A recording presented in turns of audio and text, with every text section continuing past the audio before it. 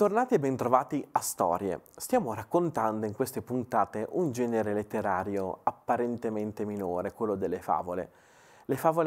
La favola era, nel mondo greco era chiamata ainos. La favola era un racconto, un ainos, che veniva diffuso alla sera, quando si stava intorno al fuoco. Non c'era la televisione, non c'era niente, si raccontavano delle storie che avessero uno scopo educativo, che tramandassero una sapienza e una saggezza, che in qualche modo coltivassero la fantasia e l'immaginazione dei bambini.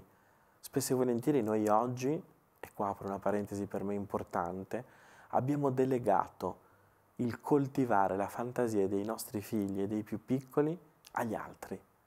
Sono gli altri che abitano la fantasia, popolano la fantasia, raccontano storie con la loro fantasia.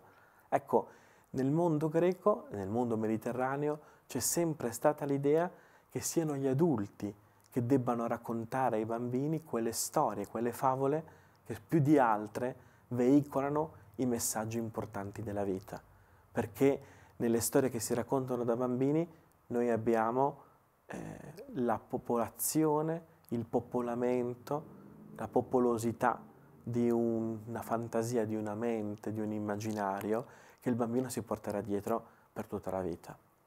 Ed è per questo che il punto centrale della favola era chiamato mythos. Il mythos era proprio il raccontino, che spesso era di 3 righe, preceduto da un promyzioi, che era una premessa, viene anche detto oggi ancora premessa, proprio perché deriva da promythos, no? E da un epimyzioi, che era l'epilogo. Quindi c'era una piccola premessa, il raccontino e un epilogo. E l'epilogo iniziava sempre con una frase che chi ha tradotto un po' di greco se la ricorda a menadito, quando dice «O mythos deloi oti», no? La favola insegna che. La favola, il racconto che abbiamo ascoltato insegna che.